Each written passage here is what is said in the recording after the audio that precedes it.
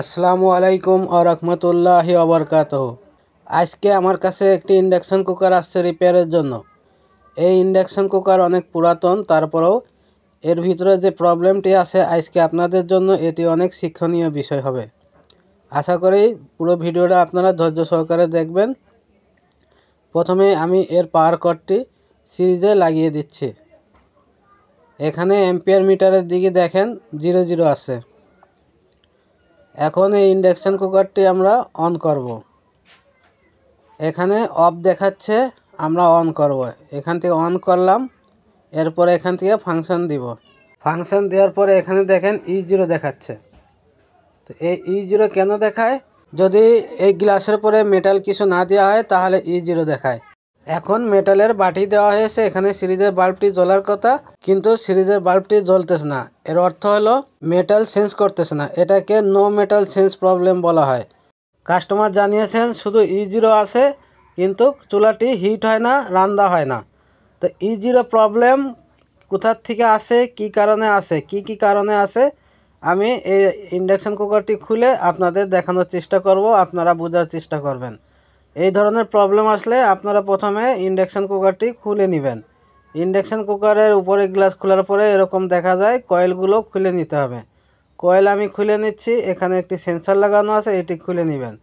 এই সার্কিটটার স্ক্রুপগুলো খুলে সার্কিটটা বডি থেকে আগে বের করে নিতে হবে। আমি যেভাবে কাজ করি আমি আপনাদের সেম ওইভাবেই দেখিয়ে দিচ্ছি।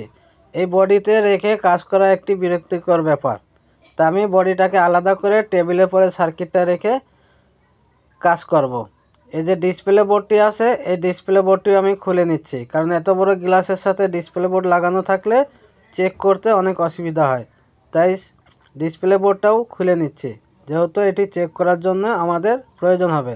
আমি গ্লাসটি আলাদা সরিয়ে রাখছি। আমরা এখন চেক করব কিছু ভোল্টেজ চেক করার জন্য আমরা এই সার্কিটে প্রথমে সিরিজে লাইন দিয়ে দেখব। দেখতে পাচ্ছেন সিরিজে লাইন দেওয়ার সাথে এখানে ডিসপ্লেতে আলো চলে আসছে। ডিসপ্লেতে দেখাচ্ছে অফ। এখান থেকে আমি অন করে দিলাম, ফাংশন দিলাম, E0 আসতেছে। এখানে E0 আসতেছে, এই পর্যন্ত ঠিক আছে। কিন্তু এখানে এই কয়েলের উপরে যে সেন্সরটি থাকে, এই সেন্সর যদি নষ্ট হয়ে যায় সেক্ষেত্রেও E0 দেখায়। তা আমি একটি সেন্সর লাগিয়ে দিচ্ছি। আমি আমার একটি সেন্সর লাগিয়ে এখানে চেক করব যে আসলে সেন্সরের প্রবলেম কিনা। তো আমি এখানে আমার একটি টপ সেন্সর ছিল, এটি আমি লাগিয়ে দিয়েছি। এখন ফ্ল্যাগ দিচ্ছি। এই কয়েলের পরে এই মেটাল দিলে সিরিজের বাল্বটি জ্বলবে। দেখেন আমি অন করে দিয়েছি, E0 আসতেছে। এখন এখানে বাটি রাখার সাথে সিরিজের বাল্ব জ্বলার কথা, কিন্তু জ্বলতেছে না। তাতে আমরা বুঝলাম যে সেন্সরের কোনো প্রবলেম নাই। একটা বিষয় আমরা ক্লিয়ার হয়ে গেলাম যে সেন্সর ঠিক আছে। এখন আমাদের কিছু ভোল্টেজ চেক করে দেখতে হবে, সেজন্য এগুলো খুলে আলাদা করে নিচ্ছি। ভোল্টেজ চেক করার জন্য এগুলোর প্রয়োজন নাই, ডিসপ্লেরও প্রয়োজন নাই, কুলিং ফ্যানেরও প্রয়োজন নাই। আমরা এখন ডিজিটাল মিটার নিয়েছি, ডিসি রেঞ্জে সিলেক্ট করে রেখেছি। আমরা আইজিবিটির মিটারে কালো প্রোব ধরেছি মিটারের, এবং ইনপুট ভোল্টেজ দেখেন এখানে 312 দেখাচ্ছে, আউটপুট ভোল্টেজও 312।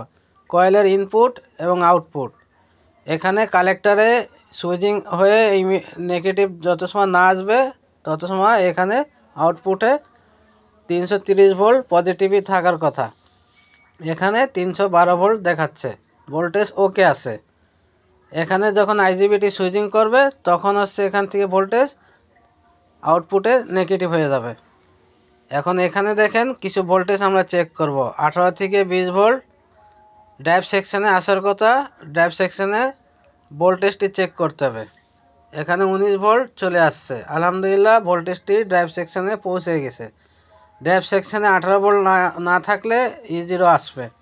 ড্রাইভ সেকশানে যেহেতু 19 ভোল্ট আমরা পাচ্ছি, সেহেতু এই 19 ভোল্ট ওকে আছে। দেখেন এখন আমরা ভোল্টেজগুলো চেক করব। তো আমাদের কুলিং ফ্যান চালানোর জন্য 18 ভোল্ট 19 ভোল্ট দরকার, এটা আমরা পেয়েছি। এখন আমরা হাই ভোল্টেজের যে আইসি আছে, পাওয়ার আইসিতেও ভোল্টেজটা ওকে আছে দেখেছি। এখন 5 ভোল্ট আমরা চেক করে দেখব, এবং রেগুলেটর আইসিতে যে 9 ভোল্ট ইন হয়, এই 9 ভোল্ট দেখেন ওকে আছে। এরপর আউট হবে 5 ভোল্ট। এখানে 4.95 দেখাচ্ছে, মানে 5 ভোল্ট আছে, ওকে আছে। তারপরে E0 দেখাচ্ছে। কেন দেখাচ্ছে?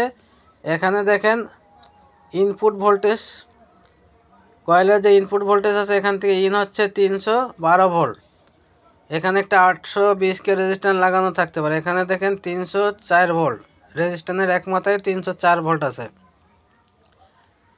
এইভাবে আউটপুটে যে কয়েলের যে আউটপুট আছে এই জায়গাও দেখেন ভোল্টেজ 0 দেখাচ্ছে।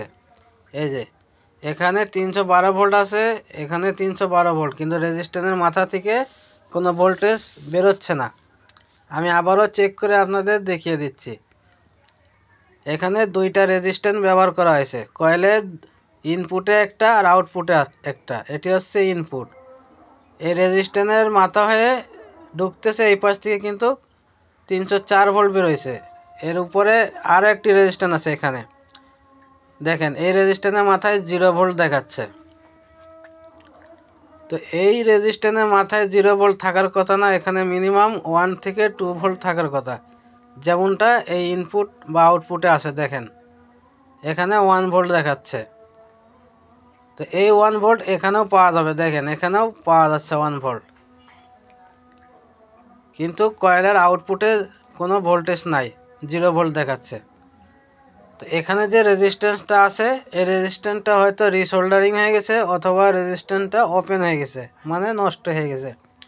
তো আমরা এটাকে খুলে চেক করব। এখানে দেখেন কয়টি রেজিস্ট্যান্স লাগানো আছে। এখানে 220K রেজিস্ট্যান্স আছে, তারপরে 330K আছে, আবারও 220K আছে। এরকম করে রেজিস্ট্যান্সগুলো সিরিজে লাগানো আছে। তো এখান থেকে যে কোনো একটা রেজিস্ট্যান্স যদি নষ্ট হয়ে যায় বা রিসোল্ডারিং হয়ে যায়, সেক্ষেত্রে E0 প্রবলেম আসতে পারে।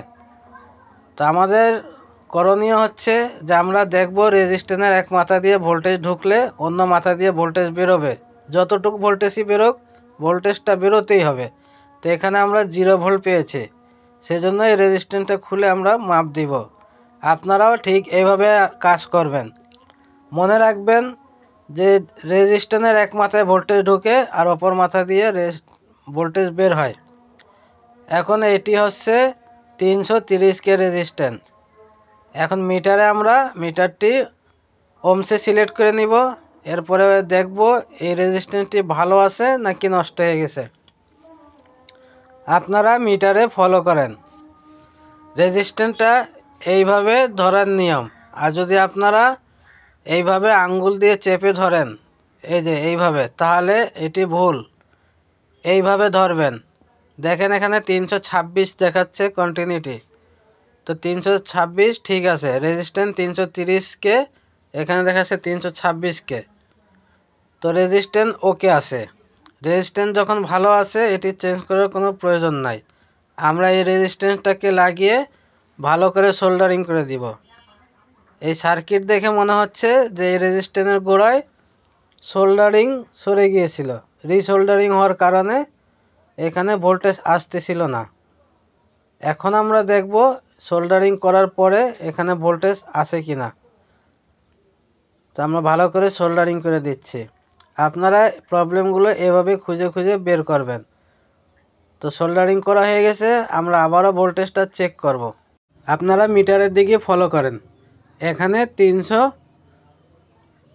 কত ভোল্ট দেখতেছেন, 315 ভোল্ট ইন হচ্ছে। এখান থেকে আউট হচ্ছে কত, 155 ভোল্ট। এই পাশে আরও একটি রেজিস্ট্যান্স লাগানো আছে সিরিজ করে, এখানে বেরোচ্ছে 95 ভোল্ট, 95.8। এরপর আরও একটি রেজিস্ট্যান্স লাগানো আছে, এখানে বেরোচ্ছে 961। দেখেন মানে 1 ভোল্টের একটু কম। আবার এই সিগন্যালটা দেখেন আইসিতে চলে আসতেছে, এখানে দেখেন 1.047, তার মানে 1 ভোল্টের মতো সিগন্যাল প্রোগ্রাম আইসিতে যাচ্ছে। এটি হচ্ছে আউটপুট সিগন্যাল। এখানে 207 ভোল্ট যাচ্ছে, আরও একটি রেজিস্ট্যান্সের মাধ্যমে এখানে ভোল্টেজকে কমানো হয়েছে। এইভাবে ভোল্টেজ কমাতে কমাতে প্রোগ্রাম আইসিতে নিয়ে যাওয়া হয়েছে 1 ভোল্ট করে। দেখেন এখানে 1.052 দেখাচ্ছে, মানে 1 ভোল্ট। এভাবে জাম্পারের মাধ্যমে রেজিস্ট্যান্সের মাধ্যমে প্রোগ্রাম আইসিতে চলে যাচ্ছে। কয়েলের ইনপুট এবং আউটপুট দুইটা সিগন্যালই দেখেন 1.05 দেখাচ্ছে। তো এই ভোল্টেজটা আমরা এখন ওকে পেয়েছি, যেটা আগে যাচ্ছিল না, আউটপুটে ভোল্টেজটি সিগন্যাল যাচ্ছিল না। এখন আমরা যেহেতু সিগন্যাল পেয়েছি, আমি এখানে পাওয়ার কর্ডটি লাগিয়ে আবারও চেক করব যে আমাদের যে বাটিটি আগে চেঞ্জ করতেছিল না সেটি চেঞ্জ করে কিনা। সিরিজে ফ্ল্যাগ লাগানোর সাথে ডিসপ্লেতে অফ লেখা দেখাচ্ছে, অন করে দিলাম। একটু পরেই দেখেন এই বাল্বটি জ্বলবে। যখন আমি এখানে কয়েলের উপরে বাটি রাখবো তখনই চেঞ্জ করবে। দেখেন এখানে সিরিজের বাল্বটি জ্বলতেছে, যেটা আগে জ্বলছিল না, এখন মেটাল চেঞ্জ করতেছে। এর অর্থ এই যে এটি এখন সম্পূর্ণ ওকে। এখন যদি আমরা ডাইরেক্ট লাইন দিই তাহলে হাঁড়িটি হিট হওয়া শুরু হয়ে যাবে। এখন আমি এটাকে বডিতে সেট করে চেক করে আপনাদের আবারও দেখিয়ে দিচ্ছি যে প্রবলেমটি ঠিক হয়েছে কিনা। এখানে 2100 ওয়াট দেখাচ্ছে অন করার পরে, আগে দেখাইতো E0। এখন সার্কিটটি আবারও বডিতে সুন্দর করে সেট করে দেব যেভাবে আগে সেট করা ছিল। তারপরে আবারও চেক করে ইনশাল্লাহ দেখব যে প্রবলেমটি সলভ হয়েছে কিনা। যেভাবে ছিল আমরা এভাবে সেট করে দিচ্ছি। ইন্ডাকশান কুকারের ইরর কোড যাই দেখাক, E0 আসুক, E1 আসুক, E5 আসুক, এইভাবে step by step voltage check করবেন। আমি আবারও পাওয়ার কর্ডটি লাগিয়ে দিলাম, এবার ডাইরেক্ট লাগিয়ে দিয়েছি। এখানে 00 এম্পিয়ার আছে, এখন অন করে দিচ্ছি। দেখতে পাচ্ছেন এখানে হিট হওয়া শুরু হয়ে গেছে। আমরা যদি এখন এম্পিয়ার মিটারের দিকে তাকাই, এখানে 5.7 এম্পিয়ার লোড নিচ্ছে। দেখতে পাচ্ছেন পানিটি গরম হওয়া শুরু হয়ে গেছে। এখান থেকে বাটি সরিয়ে দিলে E0 আসতেছে। দেখেন এই যে E0 আসতেছে, বাটি সরানোর সাথে E0 আসতেছে। বাটিটা আবারও যখন সেন্সারের উপরে রাখবো আবারও 2100 ওয়াটে হিট হচ্ছে। দেখেন। তো এই ছিল আজকের ভিডিওটা ভালো লাগলে ভিডিওতে লাইক দিয়ে শেয়ার করে দিবেন। আমাদের এখানে ইন্ডাকশন কুকার রিপেয়ারিং কোর্স করানো হয়, যারা কোর্স করতে চান স্ক্রিনে দেওয়া নাম্বারে যোগাযোগ করবেন। আবার দেখা হবে। আল্লাহ হাফেজ।